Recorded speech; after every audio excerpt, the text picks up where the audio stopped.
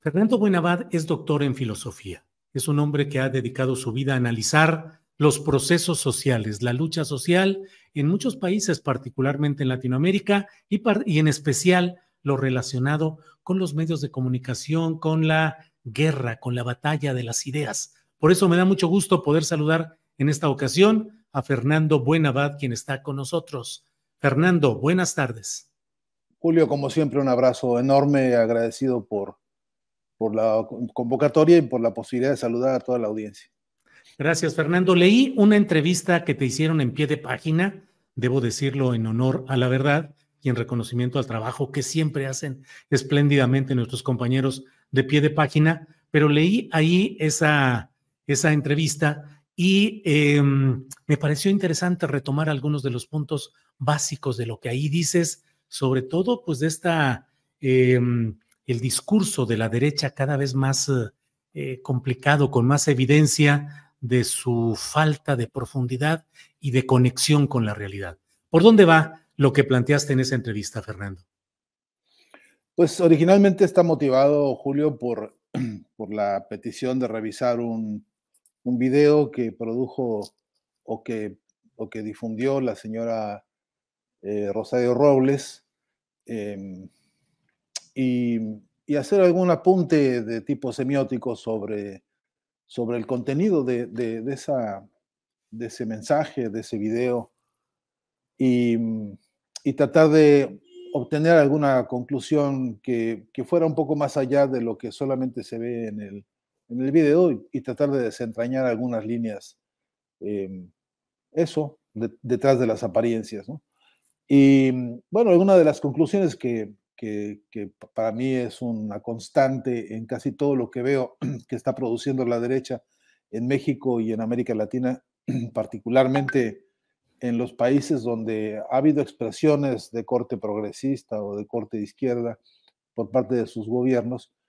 la derecha parece estar empeñada en exhibir una de sus más profundas crisis históricas, una de sus crisis intelectuales más severas, ¿no? Y lo que me pareció es que hay una especie de grito de desesperación en ese video que tiene que ver con lo más deleznable, a mi entender, del mensaje, si eso se puede llamar político, que es, por un lado, la lógica de sembrar la, la oscuridad, la lógica de pintar panoramas absolutamente desoladores y la lógica de empeñarse en hacer de esta especie de estética del oscurantismo una coartada para después dibujarse como una especie de Mesías que vendrá a salvarnos a todos de de semejante infierno. Me pareció que hay un tratamiento especialmente tramposo en el desarrollo de ese video, me parece que hay toda una emboscada ideológica que no se merece, que no se merecen los interlocutores, cualquiera que sea, incluyendo en esto a los propios que son seguidores de esta señora Robles o de los grupos que simpaticen con ellos, porque en realidad lo que ofrece es una concepción maniquea, una concepción muy simplista, una concepción de la realidad que simplemente no enriquece el conocimiento, que lo disfraza de un color que, que me parece a mí muy peligroso en esta época y en este continente, que es pintarlo todo con el odio de una historia fracasada como la de la señora Robles en más de un sentido, y fracasada como la historia de la derecha hoy en el mundo entero, ¿no? Así que me pareció necesario abordar el análisis de este trabajo, o de este video, o de este discurso de la señora Robles, eh, reflexionando sobre la pobreza, la crisis intelectual de la derecha, que no atina a encontrar una propuesta ni de salida política, ni de organización social, ni de recomposición de las estructuras jurídicas y políticas que norman las relaciones entre los seres humanos. No hay una sola voz que nos aliente a reflexionar sobre la importancia de vigilar y cuidar el planeta Tierra. no hay una sola voz que nos aliente a defender los derechos pues de los pueblos o de las personas que tienen más mancilladas sus garantías individuales, sus garantías colectivas, ni una sola reflexión sobre pues las virtudes y cualidades que la humanidad tiene todavía a pesar de los pesares, ni una sola virtud pues respecto a la vida en colectivo. Y cuando alguien genera un video así, cuando el video tiene como cualidad la desolación, el desamparo y la negación, y cuando un mensaje, como lo entendimos, plantea el propósito de referirse a una persona que es capaz de salvar a todos, que es como la vocación o el espíritu salvífico de una realidad tan cruel como la pintan ellos, en realidad me parece que esa es una emboscada ideológica que repito, no se merece la historia de México, no se merece la historia de ningún país de la patria grande, y que merece, además de un análisis semiótico, merece una discusión política de fondo. En fin, la realidad está diciendo otras cosas y ese mensaje de odio, a mi entender, está volviéndose muy tóxico en algunas cabezas y en algunos grupos políticos. Ahora, Fernando, ese discurso de odio y su toxicidad van ganando terreno electoral, que es finalmente el objetivo fundamental que buscan con este tipo de discursos. Sí, sí ganan, incluso hasta coyunturalmente, ¿no? Porque lo vemos en, podría tener algunos ejemplos, y no quiero distraerme de la pregunta, pero lo vemos en algunos ejemplos que han tenido en meses recientes, como en Argentina, el caso de Milei, han tenido espacio para provocar cierta exaltación en algunos sectores que tienen problemas, digamos, de desinformación severa, algunos grupos que incluso tienen casi ninguna formación cívica o casi ninguna, ya ni siquiera ninguna fuente de información verídica, ¿no? Porque consumen pasquines de fake news a destajo. Tienen éxito, sí, en alguna circunstancia, digo yo, coyuntural, y tienen éxito en algún porcentaje propiamente dicho de las participaciones en las urnas. Ahora, esa es una preocupación que debería estar ya en la agenda pues de los movimientos de izquierda, de los movimientos progresistas, porque en realidad parte del problema que tenemos en la región es que hay una crisis de dirección política muy seria, incluso en las izquierdas, porque yo sigo pensando que no nos alcanza con tener alguna especie de prontuario de denuncias o una especie de inventario de quejas o diría yo, hasta si tú quieres, un potencial inteligente de análisis frente a algunas de las barbaridades que nos están ocurriendo. No alcanza con eso, no nos es suficiente. A eso hay que agregarle que es cierto que hay también un inventario de promesas no cumplidas o de proyectos no realizados o en todo caso, de voluntades inconclusas que han decepcionado a sectores importantes del electorado en América Latina toda y en México creo que también, y que yo creo que el hecho de que estos laboratorios, lo que yo llamo globos de ensayo, como el caso de lo que produjo la señora Robles y otros más que hemos visto, como el de la señora Galvez, yo estoy pensando que esos globos de ensayo tienen que ver con más o menos pulsar las debilidades de las izquierdas, las debilidades de los progresismos en la región, y creo que como focus group están sacando algunas conclusiones que les dan cierto alguna rédito político, pero también creo que eso debería ser insumo potente para el debate latinoamericano a fondo, y ahí, bueno, vuelvo sobre el caso de México. Deberíamos empezar a reconocer en la agenda de los candidatos a presidencia por Morena, que todavía están dirimiendo quién será, debería ya empezar a mostrarse una agenda en la cual estos temas se pongan como referente crucial. Y hay una batalla ahí que vuelvo a insistir, Julio, si me permites, vuelvo a insistir en que una de las más grandes debilidades que tenemos es la debilidad comunicacional. y teniendo muchas cosas importantes para decir, y teniendo una agenda de las luchas sociales por las bases que es muy nutrida, que es muy rica y que es muy viva, se entiende menos que no se conviertan los candidatos en voceros directos y confiables de esos clamores populares y que realmente se volvieran un motor nuevo de comunicación basado en una agenda de nuevo género, que es la agenda de los protagonistas de las luchas sociales, ¿no? A mí me parece que la crisis de dirección incluye una crisis de concepción comunicacional muy seria, ¿no? Ahora, Fernando, ahí este razonamiento que nos presentas creo que nos puede llevar a una pregunta más. Esos movimientos sociales y un nuevo modelo de comunicación política no están presentes porque no forman parte del esquema de la construcción del poder sexenal actual, es decir, el modelo político en el cual estamos metidos hoy en México. Es un modelo en el cual se incluyó pues a representantes del priismo clásico, de algún perredismo en fuga y de incluso de la derecha que pudieron entrar y siguen entrando a Morena y al poder político. ¿Por qué no? ¿Cuál es tu visión? ¿Por qué no ha podido insertarse en realidad el movimiento social de izquierda y sus formas de comunicación en el modelo actual de gobierno? Pues algunas de las tantas explicaciones posibles, Julio. Una es porque yo creo que en su calidad de movimiento, Morena es eso, ¿no? La definición genérica de un movimiento es una especie de río que avanza y que va arrastrando todo lo que encuentra a su paso, a veces trae consigo y lleva en su cauce, pues lo más diverso, desde a veces los árboles que se encuentra y se los lleva, a veces, qué sé yo, el conjunto de los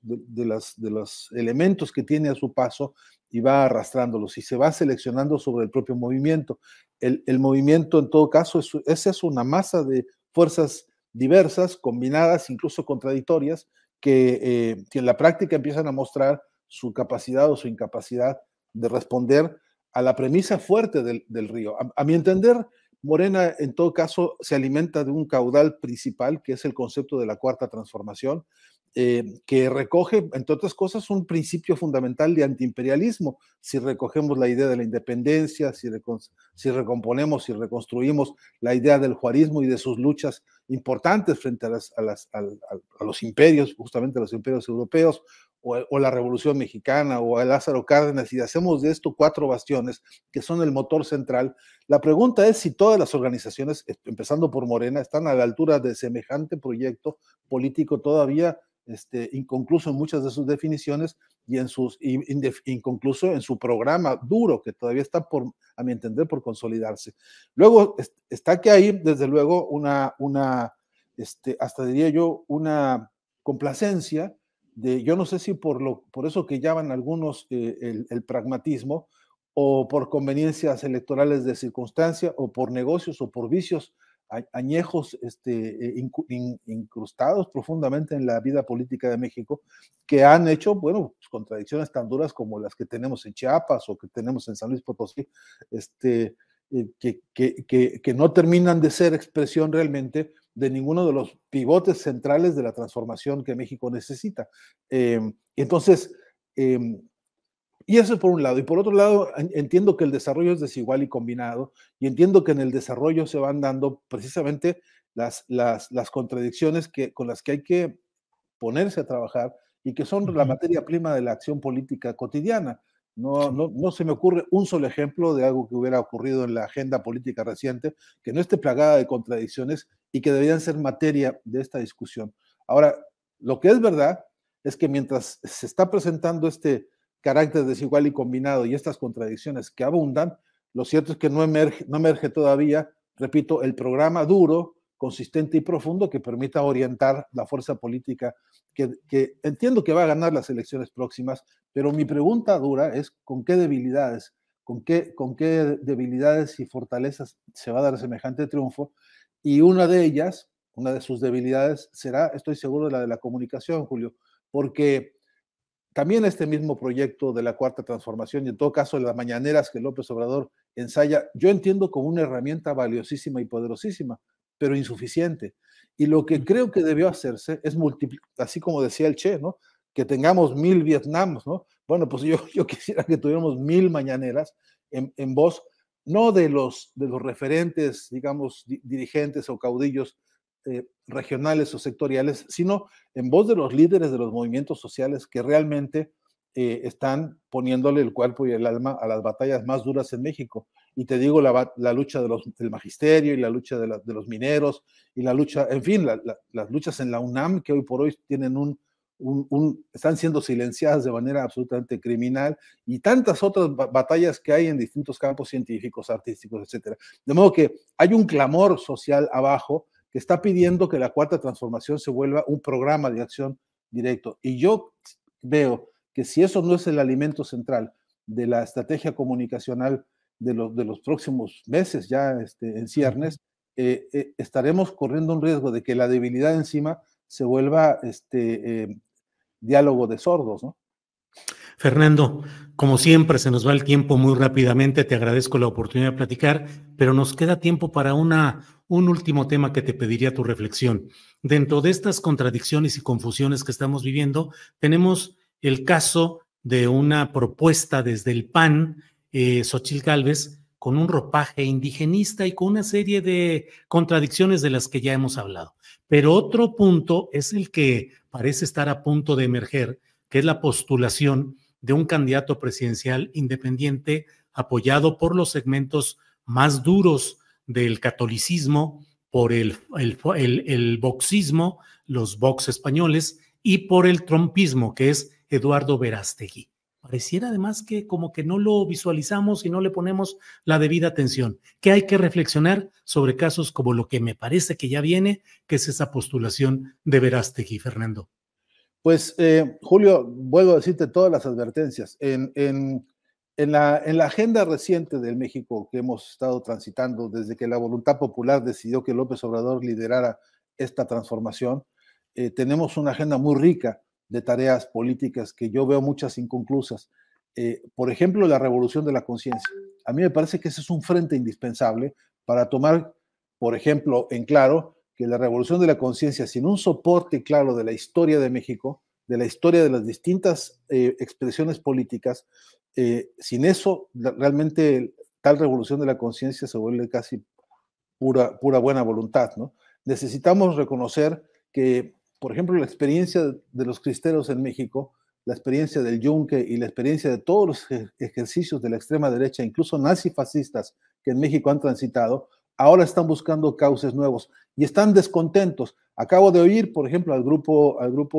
Vox de España anunciar un proceso de intervención política en América Latina porque a ellos les espanta que haya progresismo. Entonces, hay una advertencia que ratifica lo que ya han venido haciendo hace mucho tiempo, pero lo cierto es que nosotros no terminamos de organizar ni siquiera frentes de discusión. No hemos sido capaces, Julio, de organizar ni un congreso siquiera internacional para desarrollar proyectos de comunicación donde además, alimentados por la historia de México, con casos concretos con los que hemos tenido, repito, como los del Yunque, como los de los cristeros y tantísimos otros que hay en el registro histórico reciente del México del siglo pasado, y no logramos, repito, tener con esto un arsenal de ideas que nos permita, como decía Bolívar, tener una artillería del pensamiento que nos articule con toda esa historia y con el proyecto político actual que la invoca y que la recita y que la refresca, pero que no la convierte en una corriente realmente de revolución de conciencia. Yo en ese tema, aunque no soy un gramsciano dogmático, creo que sí hay que darse al trabajo y a la tarea profunda de discutir con qué medios y con qué modos convertimos esto en agenda política, no de un sector, no de un líder, no de un caudillo, sino de un movimiento, estos temas. Y porque pues es una advertencia que nos están haciendo por dónde quieren avanzar y si nosotros mostramos una incapacidad, nosotros digo los que tenemos históricamente una disputa frente a todos estos proyectos históricos inhumanos, crueles, mercantiles y sectarios, pues necesitamos, te repito, tener esos instrumentos. Y si la dirección política del movimiento transformador de México no advierte esto con suficiente antelación, pues es probable que nos llevemos sorpresas muy amargas. Y te repito, aunque se multiplicaran los casos como los de la señora Gálvez y otros muchos, en una competencia política como la que estamos ahora bocetando, lo cierto es que va a tener una expresión concreta, y es que aún teniendo una victoria, siendo una victoria débil, es una victoria peligrosa. Y eso puede tener pronósticos realmente lamentables si no somos capaces de activar eso desde ahora, ya una agenda y un programa que contemple, repito, que la revolución de la conciencia no es un enunciado simpático para cerrar una conversación, que es una tarea sistemática, profunda y digamos, que tiene que operar en tiempo real en una multiplicidad de escenarios en simultáneo, ¿no? Fernando, como siempre, agradezco mucho la posibilidad de platicar contigo y seguramente seguiremos haciéndolo en estas semanas intensas que vienen, Fernando. Así es que muchas Oye, Julio, gracias. Sí. Hoy es Día del Amigo acá en Argentina, así que aprovecho para mandarte un gran abrazo. Ya lo sabes, igualmente, Fernando. Muchas gracias. Un abrazo también de acá para allá. Hasta pronto, Fernando.